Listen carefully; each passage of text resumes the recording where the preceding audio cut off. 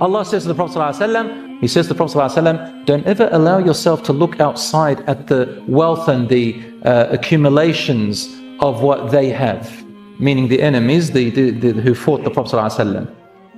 Zaharat al-hayat ad-dunya. They are only receiving a temporary flower of this world. It's a metaphor. What's a flower? For those of you who know how a flower grows, does it last? Does it blossom for very long? How long does a flower stay in its beauty and its nice smell? A few days, and then it withers away. And that's how Allah describes this entire world. He says this world is like a flower. It grows, blossoms, everyone looks at it, is nice, but it looks nice, it smells nice, and then what happens? It doesn't last for it withers away and it crumbles as if it was never existing. So Allah subhanahu wa ta'ala says, don't look at them, those who are enemies to Allah. وَرِزْقُ رَبِّكَ خَيْرٌ وَأَبْقَى. What Allah has for you is far better and more everlasting.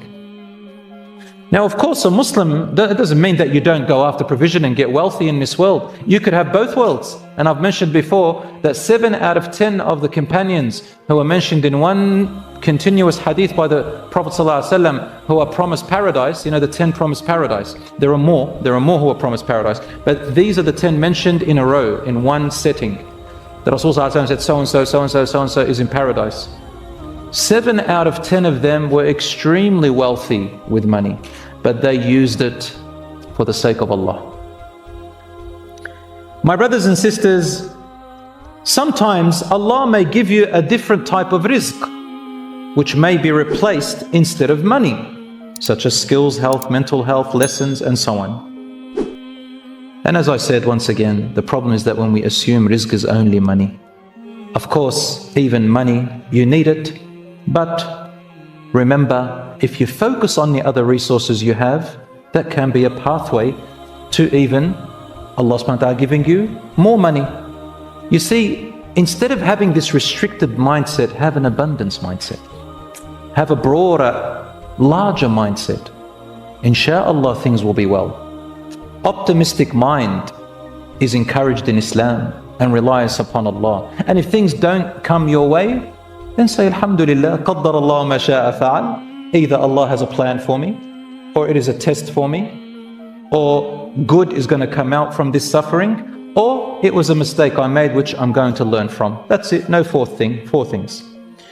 My brothers and sisters, I will now go to 8 reasons. 8 reasons for the increase of wealth and the quality of life. You don't just want wealth, right? You want quality of life as well, don't you? Allah says in the Quran, whoever does actions of righteousness, whether you are a male or a female, while you are true believers and faithful in Allah subhanahu wa ta'ala, then we will surely give them a goodly life here now here, a quality life now in this life. And also in the hereafter, we will reward them abundantly without reducing or decreasing any of their rewards.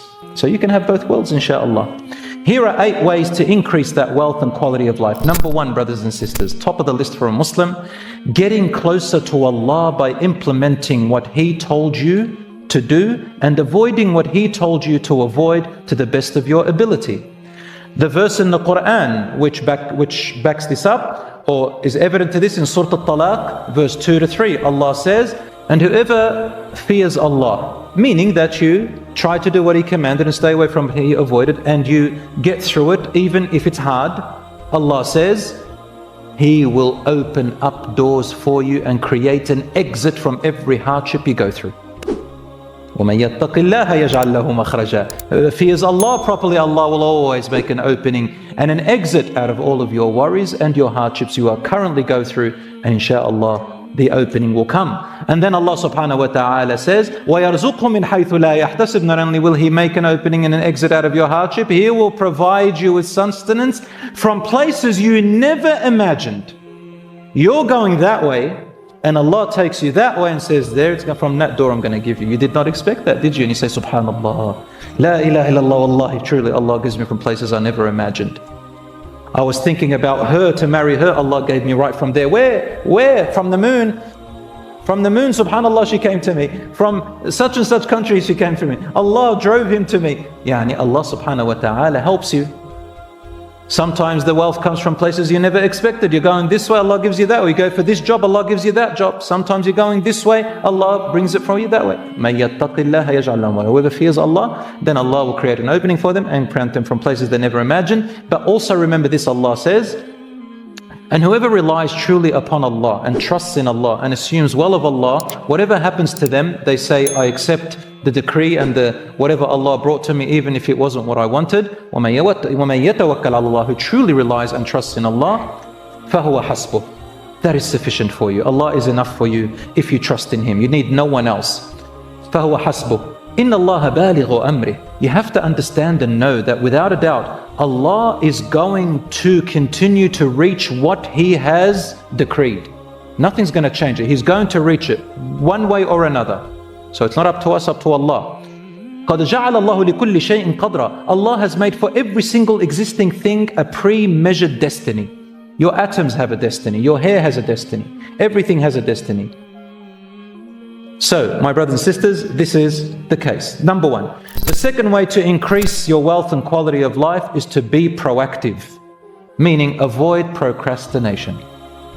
This is discouraged in Islam. And one of the ways the scholars say is try to wake up early and start your day early. Now, there's a few hadiths that say that the Prophet ﷺ made dua for people who wake up early and stay up after Fajr. All these hadiths are actually weak in their narration, so we can't rely on them. They're not necessarily, the law. But in general, starting your day early, not procrastinating and leaving things to the last minute, and in general, starting early, you have a fresh mind, you have a more focused mind, your body is energized, and there is a lot of, alhamdulillah, results and studies that have shown that people who start their day early, whether you go to the gym, whether you take a walk, whether you read something, whether you do something else before you start your work, there is great provision and goodness, inshallah, in starting early. I know a friend who is back in Adelaide. I went and visited there, mashallah. He's very successful in his business and whatever he does. And mashallah, he takes his prayer mat with him. He prays in his office where he works. But he runs his own business in this big apartment. And he says to me, for the past 10 or so years, my work has always been from 5 a.m. to 12 p.m. That's it. I don't work a single thing after 12.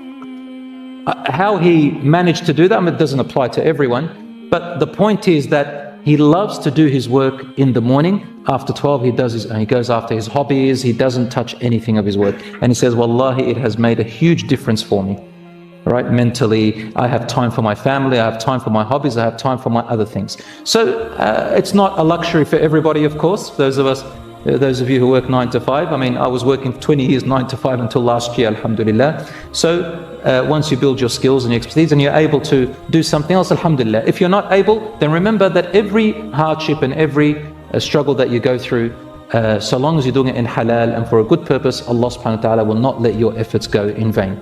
Number 3 is optimistic mindset, planning and setting goals. This is part of Islam. The Prophet ﷺ would wake up in the morning and he would plan his day. The day.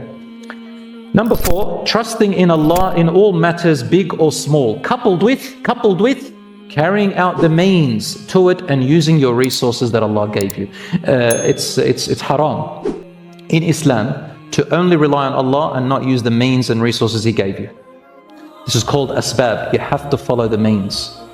You can't just say, I rely and sit where you are. You have to i'qal wa tawakkal, tie your camel and at the same time rely on Allah. Number 5, consistent repentance and repeating istighfar and zikr. Zikr means words of remembrance. Allah subhanahu wa ta'ala says, وَمَنْ أَعْرَضَ عَنْ ذِكْرِ فَإِنَّ لَهُ مَعِيشَةً ضَنْكًا. Whoever avoids and abandons my remembrance, then they will have a restrictive life. You may have a lot of money, big house, but your life is just always claustrophobic. You have too many problems. You have problems in your family, you have problems with your kids, you have problems within yourself. You're always angry, you're always frustrated, and you have the world really. But if you've abandoned Allah's dhikr and remembrance, so you're not doing it the right way, you're not doing it from your heart, then Allah says you will have a restrictive life, a claustrophobic life. And on the day of judgment, they will be gathered blind. Those who avoided Allah's dhikr and remembrance. So istighfar and seeking Allah's forgiveness has a way of opening your sustenance. Number 6, connecting family ties and good relationships with your relatives to the best of your ability, those you are able to connect to. Rasul ﷺ said, whoever loves that he be granted more wealth and that his life be prolonged with goodness, then he should keep good relations with his kith and kin. Be good to your parents, be good to your siblings if you can, your uncles and aunts, people who, your brothers and sisters, of course, within your ability, within your ability. I always say to people, some people, they have toxic family members, unfortunately. It's very hard to create a good relationship with them. You do good to them, they do bad to you. So Islam doesn't tell you have to subject yourself to get yourself stepped on and abused, but of course, look at how far you can get. If you cannot have a totally good relationship, have half a good relationship. If you can't have a half, have a quarter. If you can't have a quarter, have a bit less, a tenth, whatever it is, have, but don't cut it off, completely. I know people whose children, for example, became really bad. And, I had mothers and fathers come to me and say, what should I do with this son, with my daughter, or with so-and-so? And I say to them, listen, no matter what, keep, even if a thin thread of hair that you can keep between you and them, even if it's just a messaging, just every now and then, keep it. One day they may wake up and may come back to you, and inshallah you'll rebuild that relationship. But don't cut off a person completely. And that's what Allah subhanahu wa ta'ala is asking you to do. You're not the person who cuts it off for no reason. If the other one cuts it off, it's not your fault, but you always are open, inshallah, to a relationship, but it doesn't have to be the same as before. It doesn't mean you give all yourself. It doesn't mean you don't learn from it. It doesn't mean you have to trust them in everything. Some people think that if you forgive someone or you establish a relationship that you're going to have to be best mates and you have to, give your money to them. No, it doesn't mean that. But it means to maintain some elements of tie, because family, brothers and sisters, there are many studies about it, that family and having good relationship with your parents, with your children, with your family actually gives you a better mental health. And people like that are more focused and they have a much more quality of life, if you can. If you can't do it with your parents, do it with your children, inshallah, and break the cycle. Number 7, gratitude. Gratitude with your tongue and with your actions. How do you show gratitude to Allah subhanahu wa ta'ala? By saying Alhamdulillah, by obeying His commands as much as you can, by giving the zakat for your money, by donating from it, by using it in the right way, by earning it in halal, by not wasting it in haram, by not being an extravagant spender to the point where you can't afford your own things, by putting it in the right places. This is being grateful for your wealth. And number 8, charity. Charity, giving and spending on others, especially your dependents first and then others. That increases your quality of life and your wealth, inshallah.